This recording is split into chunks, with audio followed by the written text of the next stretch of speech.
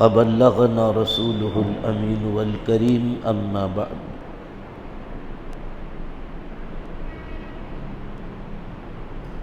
بے شک دنیا میں سب سے پہلا گھر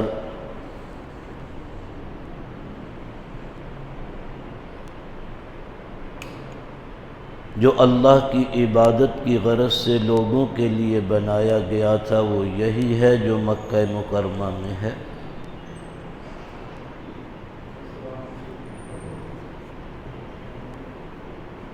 یہ گھر بہت ہی بابرکت ہے اور سارے عالم کے بسنے والوں کا مرکز ہدایت بھی ہے۔ اس گھر میں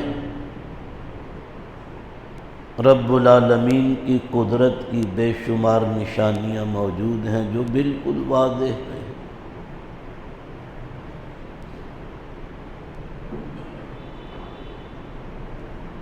یہاں ابراہیم علیہ السلام کا مقام عبادت بھی ہے۔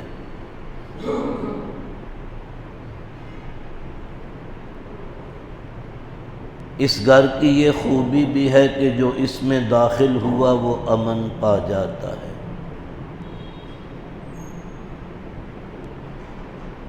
اب لوگوں کے ذمے یہ اللہ کا حق ہے کہ جو شخص اس گھر تک رسائی کے وسائل رکھتا ہو وہ اللہ کی خوشنودی اور رضا کے پیش نظر اس گھر کا حج کرے۔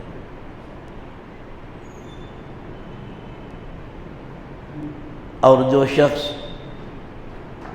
اس حکم الہی کا انکار کرتا ہے تو اسے یاد رکھنا چاہیے اور کان کھول کے سن لینا چاہیے کہ اللہ کو کسی کی پرواہ نہیں، وہ سارے جہانوں سے بالکل بے پرواہ۔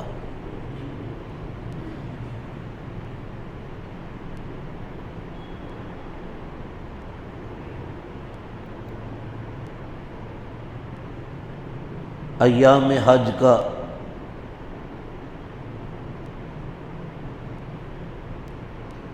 وہ ایک عجیب منظر ہوتا ہے۔ حرم میں،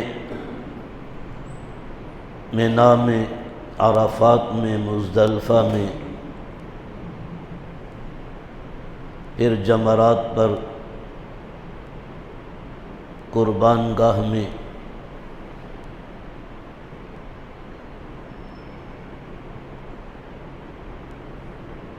یہ ایک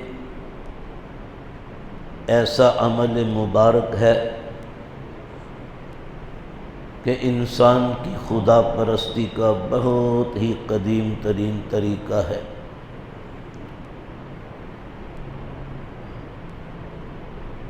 یہ مبارک عمل آدم علیہ السلام سے شروع ہوا تھا اور رب العالمین اس کو تا حشر جاری رکھیں۔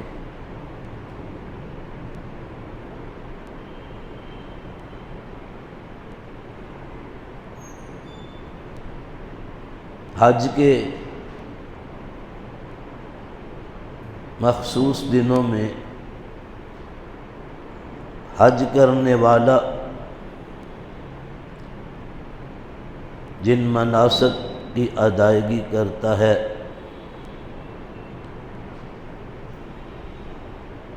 تو بھائی یہ ساری عاشقانہ ادائیں ہیں۔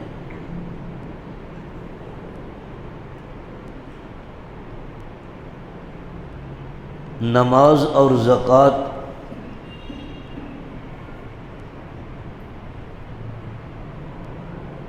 اور روزہ اور حج، نماز اور زکوٰۃ رب العالمین کی شان حاکمیت کے مظاہر،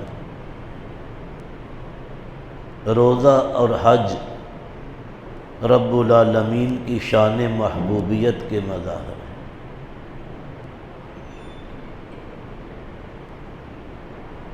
وہ کفن کے دو کپڑوں میں دیوانہ وار کبھی کہیں کبھی کہیں کبھی کہیں۔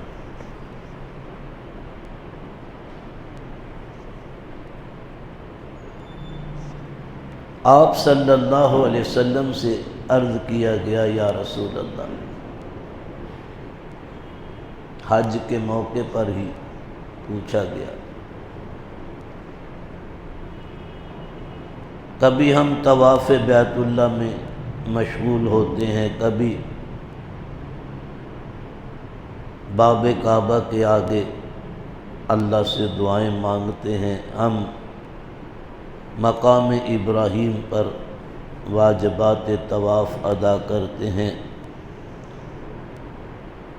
صفا اور مروہ کی سعی کرتے ہیں، صفا پر پھر پہاڑی مروہ کی وہاں پر بار بار چکر کاٹتے ہیں،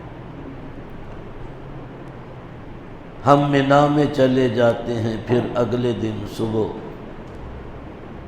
عرفات کے میدان میں چلے جاتے ہیں،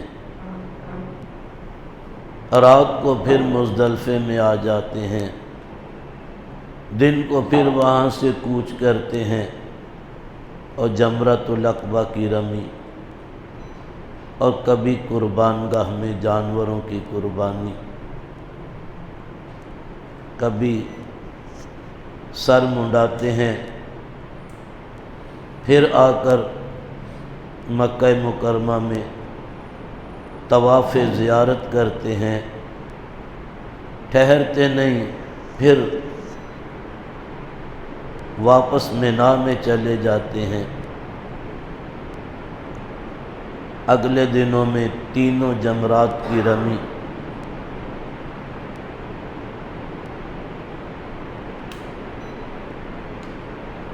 یعنی یہ جو شور ہو جاتا ہے اس سے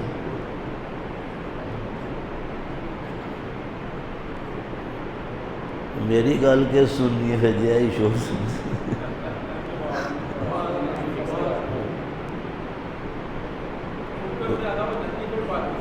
اینی گرمی بھی نہیں جڑی تنگ کرے، بس منڈے شنڈے نے انہوں نے بہت ہی لگتی ہے۔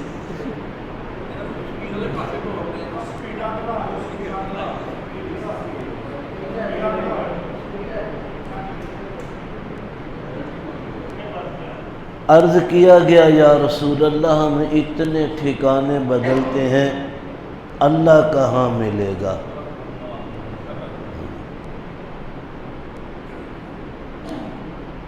ان کو تو تڑپ یہی تھی، ہمارے تو اکثر لوگ بس لوگوں کی دیکھا دیکھی سارا کچھ کرتے ہیں اور مکمل بھی نہیں کرتے، ادھورا کر کے تو جیسے بھی ہوا،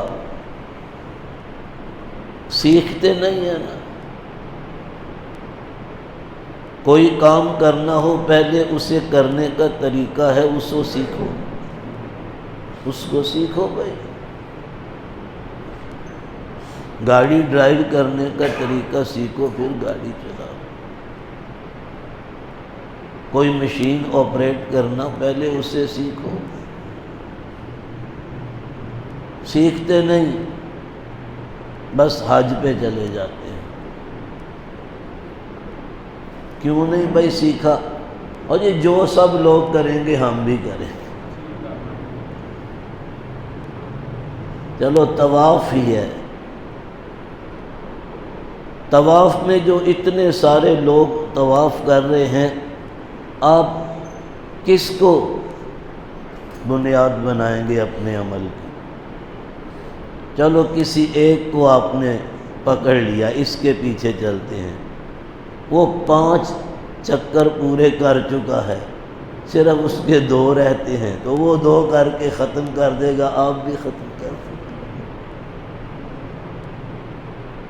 کام ہے وہ سیکھنا ضروری ہے۔ نماز بغیر سیکھے پڑھے گا تو کیا پڑھے گا؟ یوں ہی حج کی بغیر سیکھے ادائیگی کوئی ادائیگی نہیں ہے۔ جب آپ جانتے ہی نہیں ارکان کی مناسک کی ادائیگی کیوں کر ہو،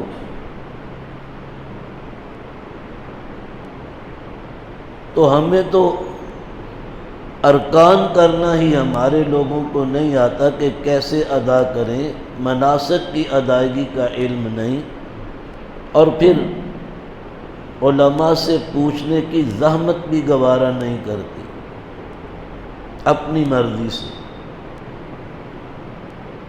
تو جو شخص ان اعمال کے کرنے کا طریقہ ہی نہیں جانتا، اس کو یہ طلب ہی نہیں کہ اللہ کہاں ہے، اسے کیسے یہ تڑپ ہوگی۔ صحابہ رضی اللہ عنہم اجمعین نے عرض کیا کہ اتنے ٹھکانے بدلتے ہیں ہم، یا رسول اللہ، اللہ کہاں ملے گا؟ تو نبی علیہ السلام نے مختصر ترین مگر بڑا ہی جامع جواب دیا کہ ان ٹھکانوں میں اللہ نہیں ملتا۔